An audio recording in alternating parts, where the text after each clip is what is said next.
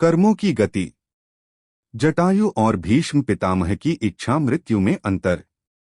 जब रावण ने जटायु के दोनों पंख काट डाले तो काल आया, और जैसे ही काल आया मौत आई तो गीधराज जटायु ने कहा, खबरदार ऐ मौत, आगे बढ़ने की कोशिश मत करना। मैं मौत को स्वीकार तो करूंगा, लेकिन तू मुझे तब तक नहीं छू सकती जब तक मैं सीता जी की सुधि प्रभु श्री राम को नहीं सुना देता। ईमानदारी से बताएं, इच्छा मृत्यु हुई कि नहीं? मरना चाहते हैं जटायु जी की नहीं, जो मौत को ललकार रहे हैं और मौत छू नहीं पा रही है, कांप रही है खड़ी होकर। गीधराज जटायु ने कहा, मैं मौत से डरता नहीं हूं।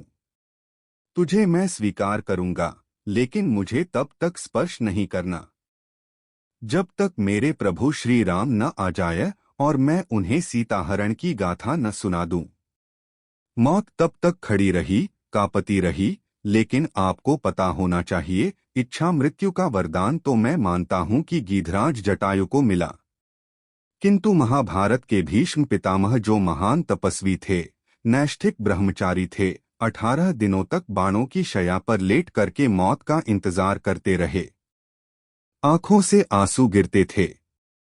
भगवान कृष्ण जब जाते थे तो मन ही मन हंसते थे, क्योंकि सामाजिक मर्यादा के कारण बहिरंग दृष्टि से उचित नहीं था, लेकिन जब जाते थे तो भीष्म के कर्म को देखकर मन ही मन मुस्कराते थे और भीष्म पितामह भगवान कृष्ण को देखकर दहाड़ मारकर रोते थे।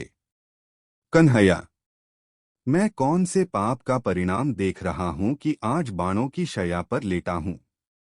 भगवान कृष्ण मन ही मन हंसते थे, बहिरंग दृष्टि से समझा देते थे भीष्म पितामह को, लेकिन याद रखना वह दृश्य महाभारत का है, जब भगवान श्री कृष्ण खड़े हुए हैं, भीष्म पितामह बाणों की शैया पर लेटे हैं, आंखों में आंसू हैं भीष्म के, रो रहे हैं। भगवान मन ही मन मुस्करा रहे हैं।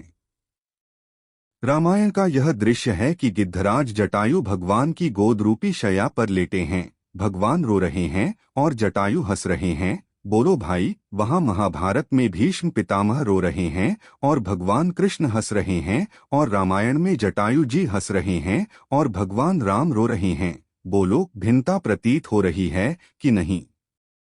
अंत समय में जटायु को भगवान श्री राम की गोद की शैया मिली, लेकिन भीषण पितामह को मरते समय बाण की शैया मिली। जटायु अपने कर्म के बल पर अंत समय में भगवान की गोद रूपी शैया में प्राण त्याग रहा है, राम जी की शरण में, राम जी की गोद में, और बाणों पर लेटे लेटे भीष्म पितामह रो रहे हैं। ऐसा अंतर क्यों? ऐसा अंतर इसलिए है कि भरे दरबार में भीष्म पितामह ने द्रौपदी की इज्जत को लुटते हुए देखा था, विरोध नहीं कर पाए थे। दुःशासन को ललकार देते, दुर्योधन को ललकार देते, लेकिन द्रौपदी रोती रही, बिलखती रही, चीखती रही, चिल्लाती रही, लेकिन भीष्म पितामह सिर झुकाए बैठे रहे। नारी की रक्षा नहीं कर पाए, नारी का अपमान सहते रहे।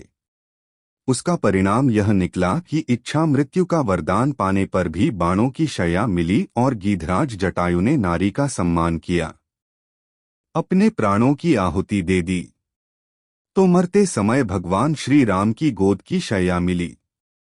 यही अंतर है, इसीलिए भीष्म 18 दिनों तक रोते रहे, तड़पते रहे, क्योंकि कर्म ऐसा किया था कि नारी का अपमान देखते रहे, और जटायु ने ऐसा सत्कर्म किया कि नारी का अपमान नहीं सह पाए, नारी के सम्मान के लिए अपने प्राणों की आहुति दे दी।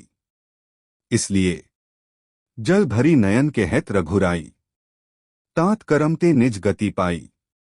आज भगवान ने जटायु को अपना धाम दे दिया, तो जटायु को भगवान का धाम मिला, भगवान का रूप मिला और वे भगवानमय बन गए। इस प्रकार जटायु चतुर्भुज रूप धारण करके भगवान के धाम को प्राप्त हुए। जो दूसरों के साथ गलत होते देखकर भी आंखें मूंद लेते हैं, उनकी गति भीष्म जैसी होती है, और जो अपना परिणाम जानते हुए भी औरों के लिए संघर्ष करता है, उसका माहात्म्य जटायु जैसा कीर्तिवान होता है। जय गुरुदेव। सतगुरु आवास चैनल को सब्सक्राइब करें और सभी प्रेमी भाई बहन तक शेयर करें। जय गुरुदेव।